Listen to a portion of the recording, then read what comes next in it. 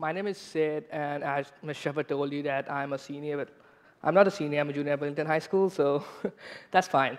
So I'm more passionate, like, who am I? So I am a kid who is most passionate about science in general, and my topic is how to change, how to save the wasted electricity.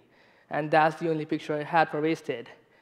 So when I talk about wasted electricity, I do not talk about the electricity which is intentionally wasted, like me, who puts his laptop on charging and forgets to take the pointer off. I am talking about the electricity which is unintentionally wasted, which is not in human hands. I mean, you cannot save that electricity. So what's the one thing common about each electrical appliances, like my phone, your phone, or this camera? What's one thing common about them? They all have 2 points, a live wire and a neutral wire.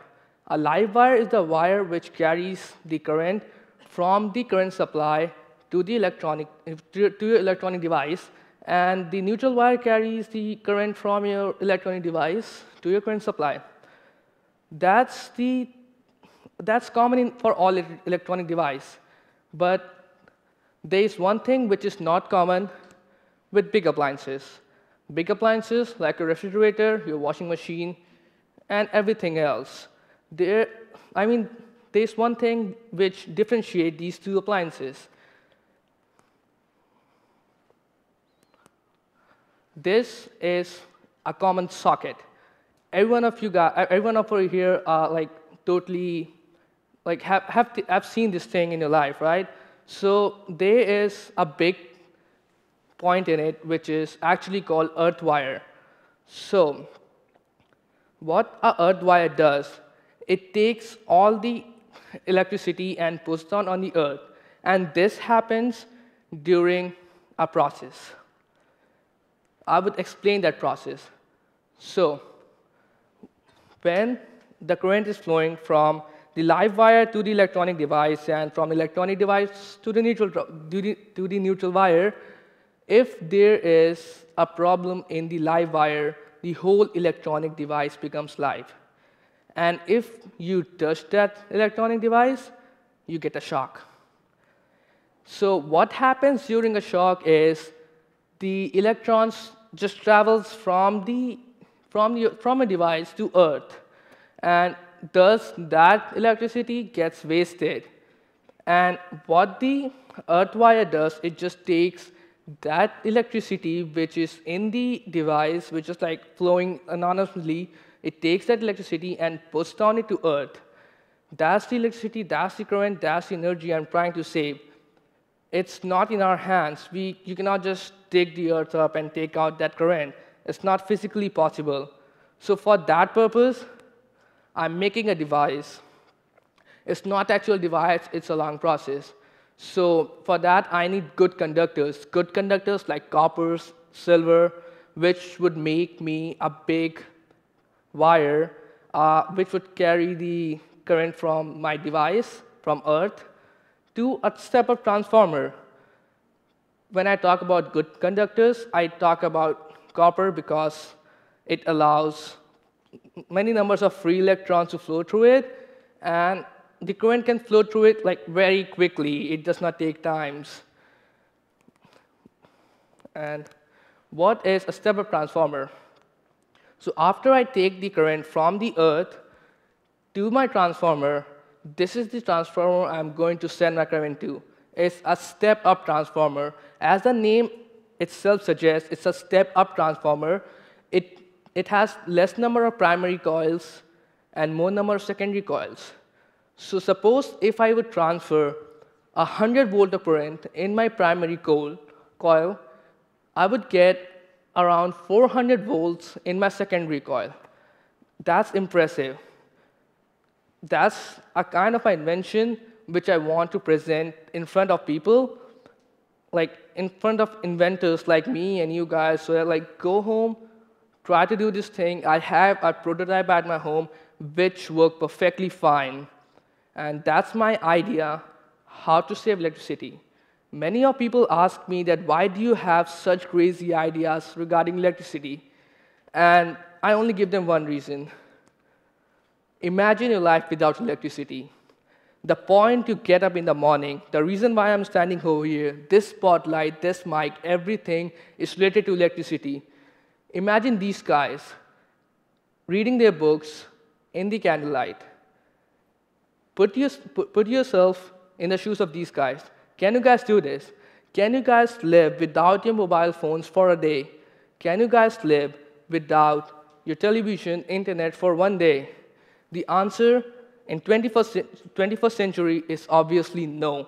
You cannot live without electricity in 21st century because it is all around us, it has covered you, and you cannot just go out of it. It's out of your comfort zone. You need to think about these guys who probably get electricity 3 hours a day, 4 hours a day, or probably 0 hours a day. I have some numbers over here. The top one is 30,000 plus 2,555. That's the amount of casualties which happens through an electric shock every year. 32,555. During an electric shock, about 100 to 300 mega ampere current goes from a person's body. If I take an average, 100 plus 300 divided by 2 is 200, and I multiply that thing with the number of casualty. The big number over there, that's the amount of electricity which goes through a person's body every year. And so I would like to address a common fact over here that each bulb, or probably a normal bulb, requires 8.33 amperes of current to glow. So if I multiply the amount of current by the number of amount of voltage a bulb requires to glow, it's that big number, 542366300. You know, does anyone have any idea what this number means? That's the amount of bulb we can glow in 1 year. So if I divide that by 2, that's the amount of electricity which goes to Earth every year. So just take that number, add it by that number, that's the amount of bulb we can glow if we are successful in our invention. And if we divide this by the number of days in a year, by the number of hours in a day, by the number of minutes in an hour, and by the number of seconds in a minute, we get 86 bulbs. So right now, if the invention was possible, if the invention was there, I would be glowing 86 bulbs in 1 second. So you can imagine how powerful this invention is going to be. But the only one drawback is the modern day warfare. The countries are fighting among themselves. I mean, we all know that USA is self-dependent, and it does not need much amount of electricity over here. Think about Africa. Think about countries like Bangladesh and Nepal. They don't have that amount of electricity over there. So what if we take our wasted electricity and use that electricity in different countries, forgetting about our private issues or our previous problems, and just help them in the hour of their darkness? I mean, just help them to be happy. Don't you guys want to see people like you, students like you in Africa using internet and all the stuff? Don't you guys think that they also deserve the same amount of things we are receiving? That's all I want to say, and that's the end of my presentation. Thank you.